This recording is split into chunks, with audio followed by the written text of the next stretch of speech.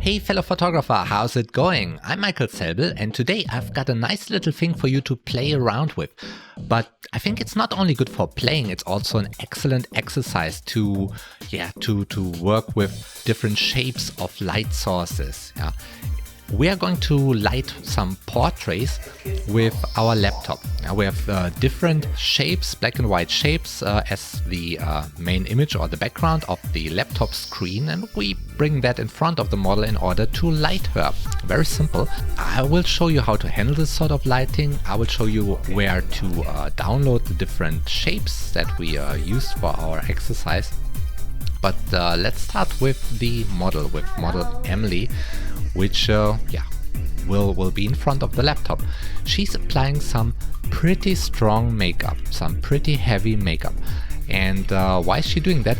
Well, because when we're working with such a low intensity light source like a laptop, then we bring the laptop very, very close to the model. But what this also does is it lets the light fall off very quickly. Let's say the laptop is somewhere pretty close in front of her upper body and her face, then the shoulder, which is close to the laptop, catches a lot of light. Her face also catches a lot of light. But when we go back, let's say to her other shoulder, it's getting much, much darker already. And in the background of her, we would usually see a curtain. But since the light is falling off so fast, there's nothing in the background.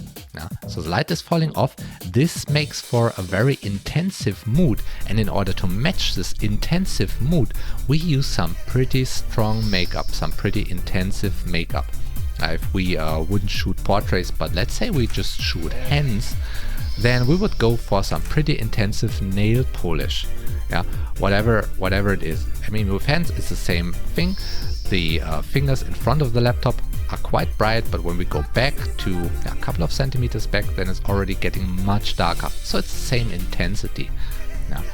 Sometimes, in some occasions, the keyboard or parts of the laptop might double as an additional reflector. We've got aluminum body MacBooks. They are quite shiny, so this aluminum doubles as a reflector and makes the light source a little bit bigger.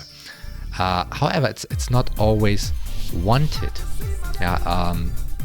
Sometimes we have to cover this keyboard or the aluminum body with some black fabric, because otherwise it would come into the frame, especially when we used two laptops. We had two laptops over here, so we made something like using one laptop as a main light for her face. It's reflecting in her eyes over here, the square main light, and we use the second laptop as an effect light in the background. Over here the round shapes are from the second laptop.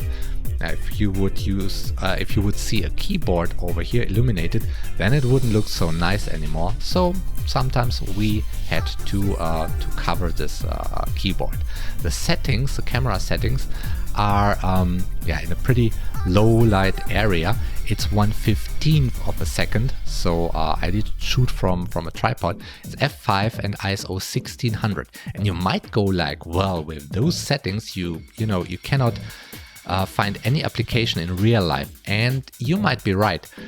So for real life portrait, these are no good settings, no high quality settings. But then again, there is a lot you can change about that. For instance, I did shoot JPEG only. You could shoot RAW and gain one more stop. I did shoot at f5, but you could shoot f8 at f1.8 and gain another couple of stops. Then I used the 5D Mark II, which is an older camera.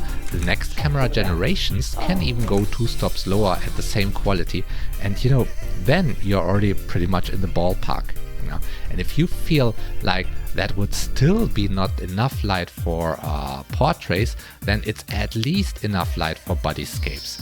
If you put the laptop somewhere close to her body, a little bit behind her, then the light gives some nice contours, and yeah, I think at least that is worth a try. But anyway, I suggest you download the shapes that we used, put them onto your laptop, light a model with it.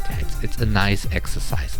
I hope you like that. I hope you click the like button and see you next time. I wish you good light.